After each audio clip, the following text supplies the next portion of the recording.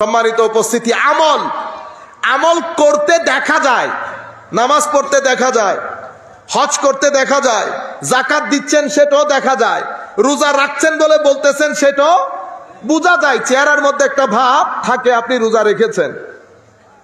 সম্মানিত উপস্থিতি, এগুলা বলে আমল। আমাদের দ্বীনের তৃতীয় বড় স্তম্ভ, এটাকে বলে আধ্যাত্মবাদ। কি বলে? আধ্যাত্মবাদ। যেই কারণে আমরা বলি বুজুর্গের দরবারে যাই, নীতি নৈতিকতা, কলবের পরিষ্কার হওয়া। কিসের পরিষ্কার হওয়া? কলবের। এই তিনটা জিনিসকে একসাথে দ্বীন বলে। কি বলে? দ্বীন বলে। এই তিনটা জিনিসের মধ্যে মাথা কোনটা বলেন? এই তিনটা জিনিসের মাথা হচ্ছে আমাদের ঈমান, আমাদের আকীদা। ঈমান যদি ঠিক না হয়, আমল এবং আখলাক কোনোটাই আল্লাহর দরবারে গ্রহণযোগ্য হবে না। এটা আপনারা আমার চেয়ে ভালো জানেন। আগে ঈমান, আগে ঈমান।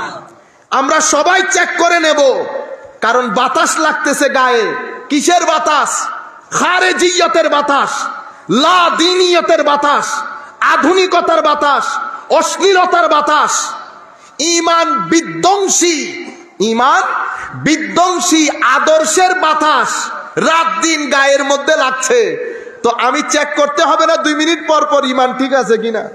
দই বসাইতে দিছেন, এরপরে যদি বিয়ের বাড়িতে চলে যান 10 দিন পরে আসে দই দেখেন দই জায়গায় থাকবে, চেক করতে হবে দই জায়গার মধ্যে আছে কিনা, বসতেছে কিনা। আমাদের মনে রাখবেন, ঈমান আসল। ঈমান যদি কমজোর হয়, আমি শুধু একটা হাদিস আপনাদের সম্মুখে বলে আমার বক্তব্য শুরু করব। হযরতে আবু সাঈদ খুদরি রাদিয়াল্লাহু তাআলা আনহু এই হাদিসের বর্ণনাকারী। বুখারী শরীফ সহ অসংখ্য হাদিসের কিতাবের মধ্যে এই হাদিসগুলো এসেছে। একটা দুইটা হাদিস না, অসংখ্য হাদিস। সেখান থেকে আমি একটা হাদিস শুধু আপনাদের সাথে শেয়ার করছি। হযরতে আবু সাঈদ খুদরি রাদিয়াল্লাহু তাআলা আনহু থেকে এই হাদিস বর্ণিত। উনি বলছেন, আমার নবী সাল্লাল্লাহু আলাইহি ওয়াসাল্লামের দরবারে কিছু স্বর্ণ মুদ্রা এসেছে। সেই স্বর্ণ আমার নবী 4 জন সাহাবায়ে কেরামের মধ্যে বন্টন করে দিলেন। কয়জন সাহাবী? 4 জন সাহাবীর মধ্যে বন্টন করে দিলেন। আমার নবীর এই বন্টন প্রক্রিয়া কারো কারো হজম হয় নাই। এক ব্যক্তি ওখানে দাঁড়িয়ে বলতেছে, কত বড় বেয়াদব দেখেন, বলে ইদিল, হে মুহাম্মদ সাল্লাল্লাহু আলাইহি ওয়াসাল্লাম, মুসলমান মানে জায়গার লোক, বাইরের লোক না, জায়গার লোক। আপনার বন্টন যে করলেন, এটা তো আপনি পার্সিয়ালিটি করেছেন, আপনি স্বজন প্রীতি করেছেন। চিন্তা করা যায়, সিনা পর্যন্ত ধরে যাওয়ার কথা না, কোন দরবারে কি বলে।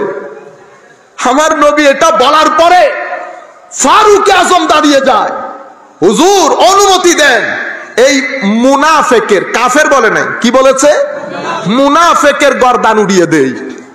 আমার নবী বলছেন, না, তোমরা যদি এটা করো মানুষ মনে করবে আমরা এখন মারামারিতে আছি, আমরা মারামারিতে আছি। সেই ব্যক্তি চলে যায়। আমার নবী তাকে বলছেন, তুমি বলছো আমার বন্টন প্রক্রিয়া যথাযথ হয় নাই, আল্লাহ আমাকে হায় হায় আমানতদার মনে করেন। জিবরিল ওহী নিয়ে আমার ঘরের দরজায় সকাল বিকাল আসে, ইয়াতিনি খবরুস সামা সাবাহান ওয়া মাসাআন। আর তুমি আমাকে বলছো আমার বন্টন প্রক্রিয়া যথাযথ না। আমার নবীর চেহারা মুবারক লাল হয়ে গেছে।